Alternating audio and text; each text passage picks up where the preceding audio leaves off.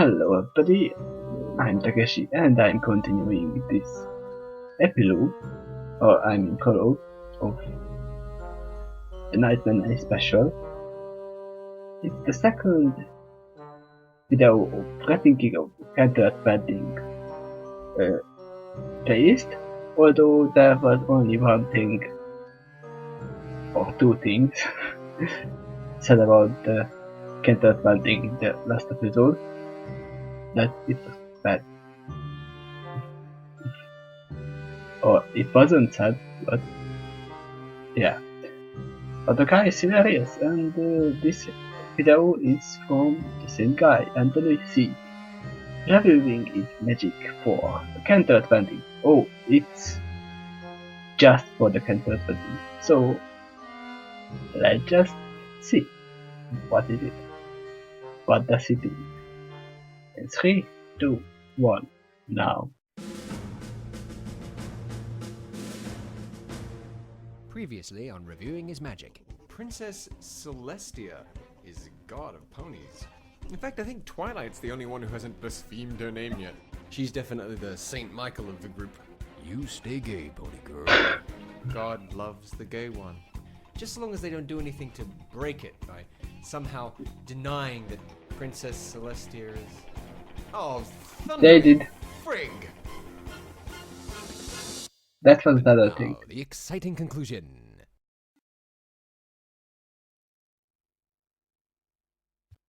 Well, I guess God doesn't love the gay one. I mean, this doesn't look particularly omnipotent to me. So, Celestia's not God. Yes. Interesting. Makes me wonder what they set it up in the series for, though. But hey, it's not a total train wreck. It's still a good show, right? And I bet this episode's gonna be just fine. Of course. Right?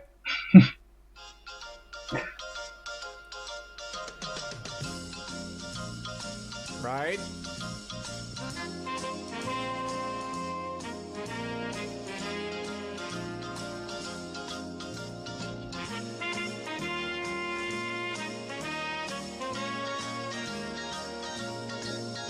Bonnie curious.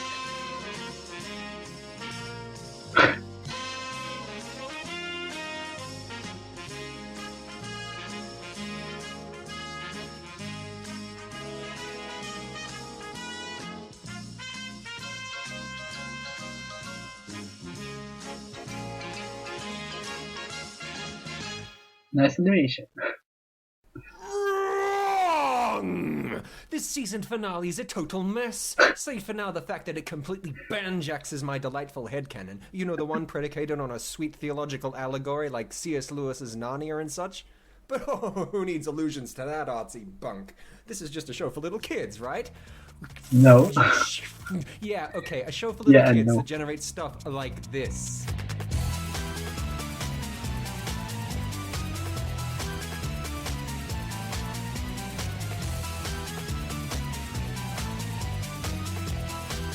Wrap-up series, I saw All Chronicles. that for a little kid's show, huh? Yes. Boy, you guys are freaks. Now, remember when I said, So leave a message if you want to talk about another good episode that makes you go, Dude, My Little Pony rocks, brah! Or better still, an episode that makes you think, This show is for little girls. That guy got Well, ladies and gentlemen, I submit to you Exhibit B. and just in case, and on the off chance it hasn't already been made abundantly clear how I feel about it, I don't like this episode! It was a bad episode, and you should feel bad when watching it! But no, I certainly did. Ricky Gervais levels of unpleasantness potent enough to eject me bodily from the bronyhood for a day and a half? I'm not fooling. I mean, this is a deal breaker, right? It has to be. I mean, who could look at this two-parter and genuinely call it a peach cupcake? But oh no, saith the bronyhood, you Bronies, you. Bronies, you friggin' kid. Epicness! This made me cry tears of joy. Most beautiful episode ever. Oh, sweet Celestia, Vital Scratch has magenta eyes! Boo! Boo! Dude, calm down. Seriously. Hello? Who is that? Just me, dude. Chill. Brony Curious? What are you doing here? Well, I am in the opening credits. Shh! Don't leave the fourth wall alone. Hang on. Script. What do you want? I'm here to help. This Canterlot wedding thing isn't nearly as bad as you think. What? No, really. You Yes? think that a Canterlot wedding Uh-huh. is salvageable? No, dude, it's not just salvageable. It's ingenious. No, I'm serious. Sure, you who thinks the Nightmare Moon saga was broken. Yep. You who thinks that the Discord two-parter was lacking. Uh-huh. You who thinks that all the episodes thus far focusing on big event-driven adventures instead of personal character studies are seriously flawed, thinks that a Canterlot wedding is ingenious. It's true. Your Honor, I object. Well, that's what I'm here for. Let's hash it out. Oh yeah, right. You want to see me cry? No, man, let's end this. Oh yeah? Yeah! Well then let's do it right.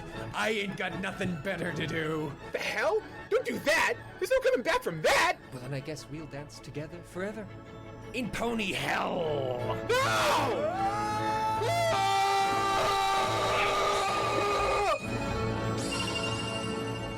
Oh, there we are.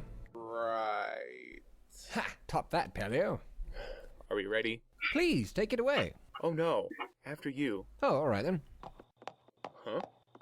Now you're going. Things I don't like about the Canterlot wedding episode of My Little Pony. Fim. Dude! Number 1. Who the heck are Cadence and Shining Armor? So everything is super in Equestria, the sun is shining, the birds are chirping, and the main 6 are enjoying a nice picnic. Suddenly Spike enters the scene to jumpstart the plot, as it happens that our frilly protagonists have been invited to a royal wedding at Canterlot Castle. Strangely though, they've also been hired to employ each of their unique talents for the wedding. It's soon revealed that this is so because the wedding is between some pony named Princess Miyamori Cadenza and Twilight's ever-loving big brother and best friend forever, Shining Armor. Oh, you remember Shining Armor, don't you? Boy, I'd be hard-pressed to think of a single episode from the last 2 years Twilight spent in Ponyville where she didn't rave on about this amazing stallion. Ugh. How's that? Oh, nothing. Continue. Currently, 5 of our fine fillies and Spike are super stoked to participate in the noble nuptials. But on the fun train trip to Canterlot, Twilight seems a bit bummed out. She's not happy with the idea of her best friend marrying some pony she doesn't know on such short notice, and once at Canterlot, the first thing she does after getting Pinky's confetti sneeze out of her hair is march straight up to Shining Armor and tell him so. And it's here that we learn the most important fact of the entire series. Number 1.5, Twilight's brother is a dude. What? Dude, I love this guy. He's totally like the most relatable character in the whole show, man. Twily! Oh, brother. Shining Armor explains that he hasn't been in contact recently due to the fact that there's been an unspecified threat made against the city. And as he happens to be captain of the Royal Guard, Shining Armor's been busier than a bishop breakdancing. He invites Twilight to be his best mare at the wedding. Awesome. After showing her his great big purple party piece. That's a magical incantation that covers the whole city in a glowing force field. Okay. You know, it's purple. It's a purple shield. Twilight is happy with this exposition, but still demands the lowdown on her mysterious wannabe sister-in-law. And that's when the handsome groom-to-be reveals that this Princess Miyamori Cadenza person has been Princess Cadence the whole time. Oh, you remember Cadence, don't you? Boy, I'd be hard-pressed to think of a single episode from the last 2 years Twilight spent in Ponyville where she didn't rave on about this amazing mare. No. How's that? Nothing. I heard an exasperated huff. No, go on. Hey, you're the one who says this episode's too hot to trot. So what's your beef? Shining Armor and Princess Cadence are quite possibly the two biggest cop-outs the series has produced for the sake of convenience thus far. Aha! Conceptually, at least, both she and Shining Armor are total nonsense to the series. Shining Armor because the crux of his story is founded on the relationship that was never established, and Cadence because, well, what is Cadence? She's an alicorn. Why? Up to this point, the only two alicorns in the show were Celestia and Luna. The established mythology of the ruling sisters has been destroyed by the introduction of Cadence. Before now, one really never had to question why Celestia and Luna ruled over Equestria. They were the only alicorns and literally had power over night and day, light and darkness, yin and yang. They occupied this weird space between royalty and divinity, and their uniqueness made them a natural fit for the overarching monarchs of Equestria. Now that there are other alicorns, though, these all become important questions. Who put Luna and Celestia in charge as opposed to two other alicorns? Hell, why not Cadence? She's a princess too, right? That magic. It's never really shown that Cadence has any extreme powers, though. It certainly isn't implied that she can control the sun and the moon. Not to mention that from the looks of her in the present versus Twilight's flashback, Cadence ages like a normal pony, whereas Celestia and Luna are both baseline 1,000+ years old, and in all probability immortal. Are all alicorns that powerful? Or is Celestia and Luna like super alicorns or something? You see, boys and girls, the reason this is so flimsy is because Cadence had literally no reason to be an alicorn. It does nothing to help her character, and instead just raises a ton of otherwise avoidable questions. She has nothing in common with the established alicorn characters. It would have been just as competent a character as a normal unicorn. Add to the fact that Lauren Faust herself stated that she never had any intention for there being other alicorn characters besides Celestia and Luna, and now we just have a big mess. As she is, Cadence's existence is a blotch on the canon of this universe, and that's to say nothing of the fact she is supposed to have this strong history with Twilight being her old foal-sitter. Hey, what's wrong with that? She's a foreign princess, right? Who gets themselves child-minded by visiting royalty? Well, it is Twilight, Princess Celestia's best student. Really? Take a look. No cutie mark. This is all pre-faithful student. So why is Cadence doing this? Doesn't she have, like, important princess things to do? Did her parents take away her allowance or something? Maybe she's just really civic-minded. I don't know. It just doesn't seem like something a princess would do. It feels more like a way to get Twilight to all of a sudden be okay with Shining Armor getting married. Or perhaps it's just a contrivance to sell new playsets to 9-year-olds. That's very G3 of you, Hasbro. Well, I'm glad we agree then. This episode sucks. The end. See you next time, everypony. Hey, whoa. Whoa. These things aren't huge problems. They're just nitpicks over the setup. With little polish, they could have been made to work perfectly fine. Do tell. If Twilight didn't actually know who Cadence was, it would have made an even stronger point as to why she was so convinced that Cadence was actually evil, as well as why it was so hard for her friends to believe that she's actually onto something. As it currently stands, since Twilight had such a long-standing positive relationship with Cadence, she should be confused as to why Cadence is acting so mean. You want to talk to her and find out what the problem is, not vilify her. If Cadence was a stranger, though, her actions and assessments would be playing right into Twilight's already established penchant for paranoia, and again, reinforcing her friend's reluctance to believe her. And as for Shining Armor, if he had a strained relationship with Twi, it would explain why she had never mentioned him before this point. Strange relationship. Boo. Oh, shut up. You know, none of this would be necessary if they just set these people up earlier in the season, right? I know. Remember the Grand Galloping Gala? The Triple G? Of course! Yeah, that was actually foreshadowed from the 3rd episode into Season 1, so when we finally got there, it felt properly built up. But this time, crucial climactic plot elements like Big Brothers, Best Friends Forever, and what have you, barely get a song at last minute? Yeah, a story feels better when it's begun with the end in mind. It shows that the writers are taking care to think about what should happen next, as opposed to just making it up as they go. Although, speaking of the gala, did you find it weird that Rarity stressed herself out into oblivion trying to make all those dresses for her friends in the span of one day, but then it takes us another 12 episodes to actually go to the gala? She could have really spread that out a bit more, don't you think? Hey, you're already on thin ice, mister. Don't go and ruin Season 1 for me as well. Love and tolerate? Boo. Anyway, so Twilight eventually confronts the cause of all our problems. But something's amiss with Cadence as she doesn't seem to recognize Twilight at all. Disgruntled, Twilight heads off to...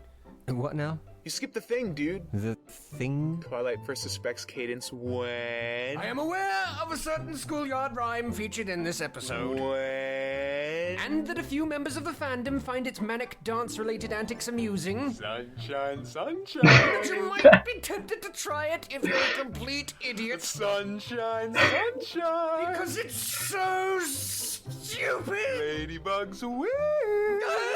Sunshine, sunshine, ladybugs wake. Clap your hooves and do a little shake. I hate you. Awesome. So every pony sets about their task to prepare for the wedding, all the while Twilight observes more and more that nowadays, Princess Cadence is nothing like the pony from her youth. Though she can't seem to find any reason for it, this pony princess seems pretentious, dismissive, and two-faced.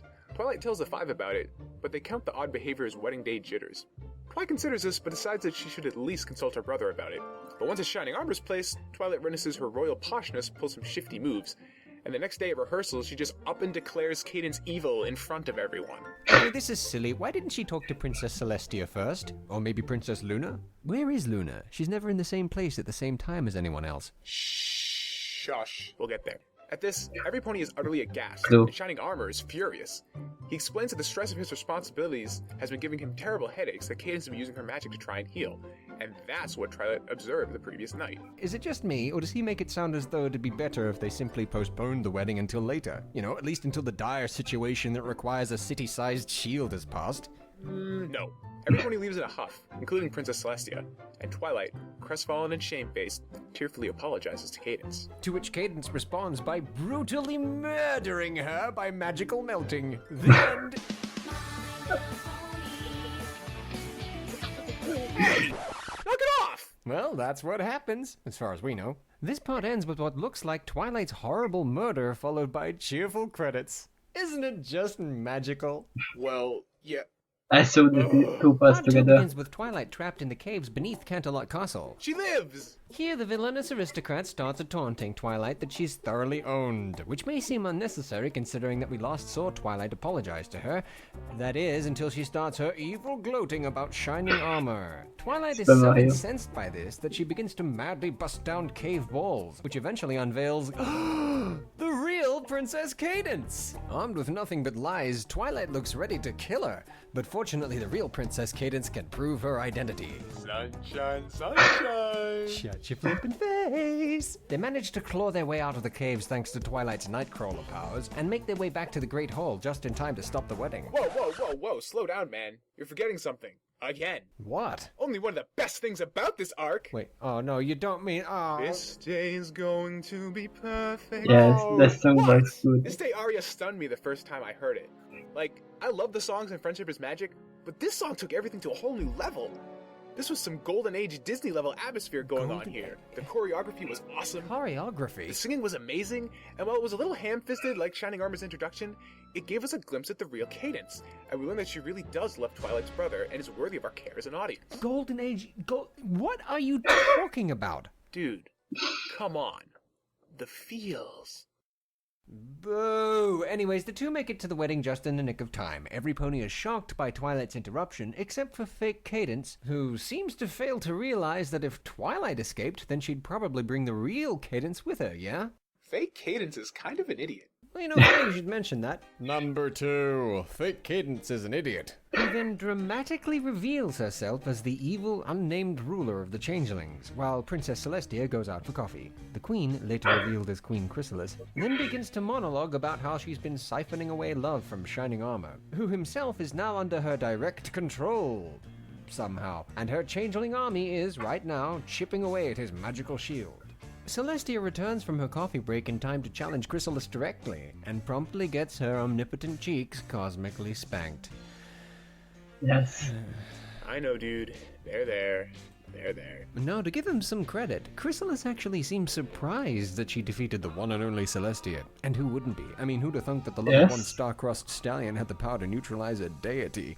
However, if she wasn't sure that it would work, then we must assume that open battle with Princess Celestia was Plan B. Right, so if that's the case, then what was Plan A? I mean, what was she there to do? Well, maybe she meant to pretend to be Cadence permanently, and Chrysalis just pulled the invasion out of her plot at the last minute once Twilight blew her cover. So, Plan A was to pretend to be Cadence forever. Well, that'd make sense if her army wasn't already attacking the shield as we speak. This invasion looks clearly premeditated, and especially given how mean Chrysalis has been to every pony up until now. She doesn't seem to really care about keeping a low profile. As Twilight That's cool. observed, being an ass to every pony, even to the point of forcing poor Rarity to make frivolous changes to a dress she could care less about, doesn't really scream covert ops. And yet, open battle contradicts everything we're told about how the changelings roll. They're covert folk, right? Who'll secretly eat your good vibrations? Well, then... maybe it isn't just love that gives changeling strength, but just strong emotion in general. Oh, bollocks. We were told that these creatures feed on love, and to do that, they'd have to sneak in and pretend. If they can consume Cool. any emotion, why don't they just bop in and start terrorizing every pony instantly? Emotional buffet. Well, it must be because Shining Armor had that massive energy shield around Canterlot. Chrysalis needed to get him out of the way so her army could sneak in or invade. Well, he seems to be in her power now. Why doesn't she just order him to lower the shield? Was this a mistake? And see, the shield itself is a problem because it's not explained why it's up in the first place. Oh, there was a threat made against the city, but by whom? We must assume that it was by Chrysalis, but Chrysalis is already inside the shield. She would have had to have threatened the city whilst inside the city, and all by herself. Was that a mistake? And why would she be alone? She has an army that can look like anyone. So we're to understand that all on her own, Chrysalis sneaked into Canterlot to take down a shield that would never have been a problem if she hadn't sneaked into Canterlot. Unless, of course, the shield was already up before she got there. In which case, why doesn't her army just sneak in the way she did? Perhaps Chrysalis just sucks at planning. Well, I wonder what else sucks around here. Number 3. Where the is Luna? 1 minute, the illustrious Princess of Darkness is there to safeguard the nighttime, and then like that, she's gone. What the fudge? Did they really think we wouldn't notice? Dude, drop it. What? No, seriously. Princess Luna has her part to play. Just ignore it for now. Ignore it? Uh-huh. Trust me. Fine. The changelings break through and run amok. Queen Chrysalis just stands there and lets her enemies get away as the main 6 run for the elements, with not a second to notice that Shining Armor's finest have all gone on holiday. Not to be out-embarrassed by this level of legendary incompetence, the fillies face their own battle beyond the might of any party cannon and find themselves dragged back to the Great Hall, rendering the entire scene narratively pointless. Hey, come on, man! The party cannon ruled! Yes. Party cannon ruled. Party cannon ruled! Party cannon ruled. And don't forget the Twilight Laser Gatling Gun! Come on, dude. In what other context could you ever say you saw a pink pony use a unicorn as a magical-powered stationary weapon of lavender lasery death? Touché. Anyways, the ponies are captured once again, while the Queen instructs her army to go and feed. On what they should feed, it isn't made clear, but since they start subjugating the citizens of Canterlot by force, we must assume that they've since developed a taste for hatred. Twilight attempts to free Cadence, and this time, just to shake things up, Chrysalis now employs the ancient and mystical changeling strategy known as just stand there and let your enemy get away, with releasing the captive white mage, who then proceeds to heal the guy who can cast the protection shield against her, though he would fail to do so but for the power of Cadence's love. And it's here we get this bunk. My power is useless now. I don't have the strength to repel them. My love will give you strength. What a lovely but absolutely ridiculous sentiment. Ridiculous sentiment? Oh boy. So your entire race of Whoozits gains strength from the pilfered love of others, a method of attaining power you just utilized to vanquish Celestia, but when someone else tries the exact same thing right in front of you, it's a ridiculous sentiment? Okay, which leprous bonobo monkey's responsible for this noise? Quick, someone dispatch the EPA to Hasbro. Halliburton's obviously been shale fracking nearby and the gas is escorting to Studio B. Hello? Is anyone still conscious? Ah! There was actually a double meaning in the song. The song is in the key of D-flat major, just like when a wrap-up. That means that the root chord is a D-flat major chord. Usually an A-flat major chord will lead into a D-flat major. This is the 5-1 chord progression, and is also known as the authentic cadence. Now it seems to resolve to a sadder chord at the end of the phrase. Instead of ending on the D-flat major around 1 minute 16, it lands on the B-flat minor, the relative minor of the D-flat major. Now when a chord progression seems to be heading to the root chord, but lands on the relative minor instead, that is called a deceptive cadence. Yeah, I heard about that. Whoa. That's ingenious. Maybe they should give the story to the sound guy. Yeah. Awesome. Don't look now, some pony's being entertained. Well, okay, that was kinda cool. But you know, it doesn't rescue the resolution to this story, which only wraps up because Chrysalis is a demonstrable idiot. Maybe. Maybe? Give me a break. Everything she does is nonsense. And what is with this weird message the show ends with? weird message? Just watch. Cadence uses her magical love beams to fix shining armor, who then makes the spell that hits the reset button. They don't bother capturing Chrysalis as Team Rocket blasts off again. Yes. Good thing she was standing near a window. Who's-its and What's-Her-Face tie the knot before Dashy pulls off a sonic rain boom, against gravity no less, and we all live stupidly ever after, blissfully ensconced in a thick cloud of cognitive dissonance to the fact that we didn't actually learn anything. And as for the bad guy and her purpose? Well, my guess is you'll never hear from her again. Dude, what are you talking about? What? What do you mean? You think you don't get it, but how could you not? Isn't it obvious? Beg your pardon? It's all an allegory for love. The love that conquers all. Cadence's love healed shining armor and gave him the strength to dispel the bad guy who tricked him. See, folks like Chrysalis who don't really understand love and treat it as something we use like a tool to cheat people will always be found out in the end. It's the love of friends and family that give us the strength to defeat them. That's the moral. Oh, what moral? That love is good. Sure. Isn't that great? Well, of course it's great, but we already know that love is good. But see, here's the thing. I can't shoot great streaming jets of it out of my forehead. And therefore I'm completely at a loss as to see how it was supposed to have saved the day. If there's an allegory here, I'm struggling to see it. Is there a meaning behind this strange metaphysical representation of love? I'll show you what I mean. See, we're told at the start of part 2 that love is a tangible thing, similar to electricity, which can be physically stolen and actually used against people like a weapon. Right. This doesn't make any literal sense in the real world, but it does make metaphorical sense if, like you say, Chrysalis is an allegory for shady people who curry the affections of decent folk for selfish reasons, etc. And that's a good thing. I want to see that on TV. I mean, how do you deal with people like that? Well, according to this delightful episode, the all-encompassing power of true love will somehow save you from them, blah, blah, blah. But if that's so, then firstly, when Chrysalis squared off against the princess with the power of Lerb, then what was Celestia running on? Duracells? What was Her Highness even trying to do here? For what is this scene a metaphor? That love can defeat God? But God is love, right? All this scene proves is that Celestia isn't God. Thanks. Thanks for that. And my final word on that matter, imagine for a moment if in C.S. Lewis's The Lion, the Witch, and the Wardrobe, we get to the part where Aslan sacrifices himself to the White Witch, and that's it. She wins. The end. Remove all theological illusion from this story, and that's what you'd get. Come to think of it, the whole adventure probably wouldn't exist. That, and The Lord of the Rings, and a whole bunch of other great fiction. Can you maybe now see how this might rub some people the wrong way? And lastly, what is this scene supposed to be? Hey, whoa, what do you mean? That one's a no-brainer. Do tell. It's the part where Cadence's mercy and tenderness gives her beloved the power to defeat the villain who tricked him. It shows us that love is powerful because the people you love are there to help you when you can't or won't help yourself.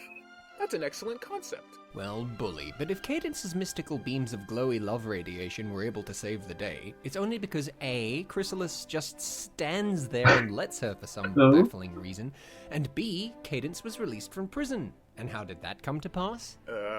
Because Twilight busted her out. Exactly, after being put there herself for hectoring the fake Cadence so much. Love didn't save the day, Twilight's mistrust did. There's your moral.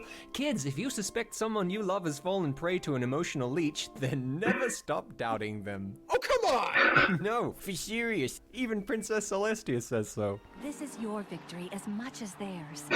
You persisted in the face of doubt, and your actions led to your being able to bring the real Princess Cadence back to us. She did. Learning to trust your instincts is a valuable lesson to learn. Now where have I heard that before? I feel like such a fool. Well, he fooled almost everyone, but there was one little boy who never lost his mistrust. Thanks, Mom. Aw, isn't it just magical? Okay, so maybe it's not about love, but isn't this kind of a good moral too? What? Well, you got me there. Good, now everybody shut up and dance.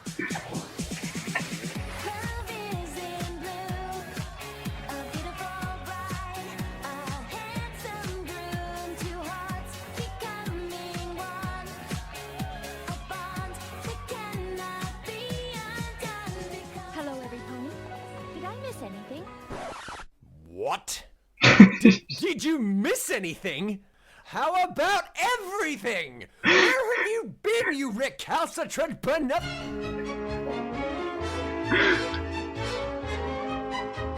Out, you pompous pimply plot hole!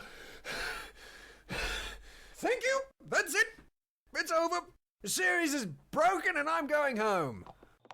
It's ingenious. I'm gonna stand here for like 20 seconds to give you a chance to carefully explain to me how is it ingenious? Are you familiar with the Silmarillion? Well, I'd better be by now, but yes, I am. What about it? Tolkien's unfinished history of Middle-earth and the universe of Ea featured a classic example of the battles between good and evil. After creating the world, the Holy Father Eru sent his angels, the Valar, to rule over it, including Melkor, the one to fall. Melkor was an evil, jealous tyrant who wrought nothing but chaos, and who would be defeated by the Valar many times and eventually captured. Okay, but what's this got to do with... Eventually he was released and found his way back into polite company after eons spent imprisoned. Feigning repentance, he once again lived among the Valar of Arman, where he hatched an evil plan to steal the light of the world and violently betray his brethren. Oh, I get it. Chrysalis steals love, the light of the world. The secret fire against which dark fire will not avail you, flame of voodoo. Right, okay, but... But in the Silmarillion, he did not bamboozle God, but the Valar, his angels who created the power of Ea and set the sun in the sky in an age of legend before the dawn of man, much like the kingdom of heaven before the creation of earth. Where these angelic beauties live and learn. Now, who would have the power to commit such heinous treachery? Did you not recall the legend? But a trusted loved one of their own ilk, outwardly sweet, but inside the maker of all darkness. Did you not see the signs? To be later expelled from paradise, not by God or Eru, but by a lesser Valar, a lesser angel. She's definitely the Saint Michael of the group. Ah, right. Wait, we're still talking about Chrysalis, right? So, if Equestria contains such a character, then it is someone who is most dear to his lord, as Lucifer was to God before the war. Family? And would need to know that if forced to face the elements of harmony, that they would have no effect? If the elements of harmony could cure Princess Luna of her evil instantly, I know who you are. why did she need to be locked in the moon for 1,000 years? Some pony with the extensive knowledge of the castle and the caves beneath it? You're the mayor in the moon. Could cure Princess Luna of her evil. Wait.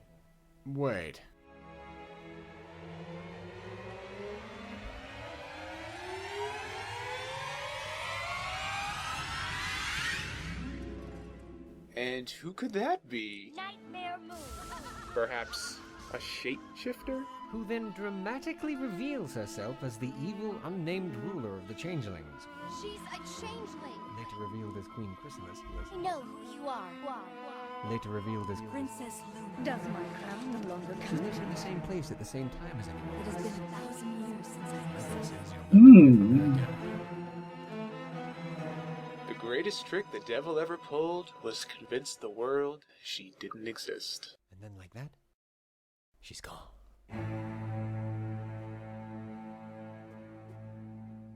That is something. Yep. Well, that's just one interpretation. But it's glorious. Yeah, more likely the show got pushed back to the end of the run and they just kind of had to belt this one out in a hurry. The epic struggle between heaven and hell. And deadlines? Of course the elements of harmony aren't going to change Luna's mind. They didn't change her mind the last time. What, she spends 1,000 years in angry exile, planning her revenge only to be cheated out of at the last minute? Nah. She's in recon mode, biding her time, playing possum, and now she knows she can take on the elements of harmony, the dunder-headed Canterlot guard, Shining Armor's shield magic, and her sister, and she did it all without revealing herself to anyone. Or it was just horrible writing. Studio B, you crafty devils, you had me going there for a minute, but now it's all clear. You're planning the grand battle of heaven, where good first triumphs over evil. Right. Where Saint Michael defeats Satan and claims her crown as a true princess of heaven. Uh-huh. But it's the only way it makes any sense. It's the only way it makes any sense. And it's probably not true. It's ingenious! There's no pony god. Yeah!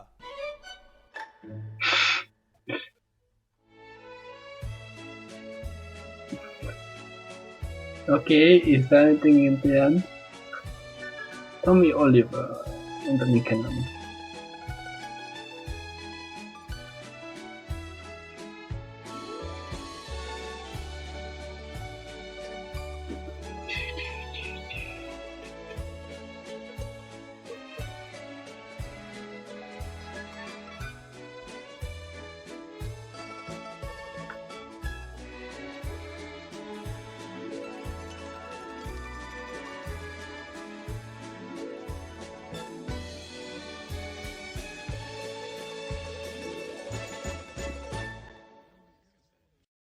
Okay, it's the end.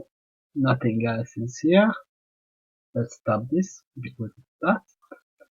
So they bring up really interesting thing that Luna is gay, Chrysalis. I have to disagree because perhaps Luna she has something to do, but it's really strange that she wasn't there. But why didn't the evil went away last time? Because Celestia has no cleansing powers, and the elements are just amplifying. So she could not cleanse her from the darkness. But yeah, that was a strange thing, and really, Chrysalis lost because she put Twilight in the same dumb, stupid dungeon. Because if she would teleport her further away in another dungeon or cave, she would run. And no one would notice.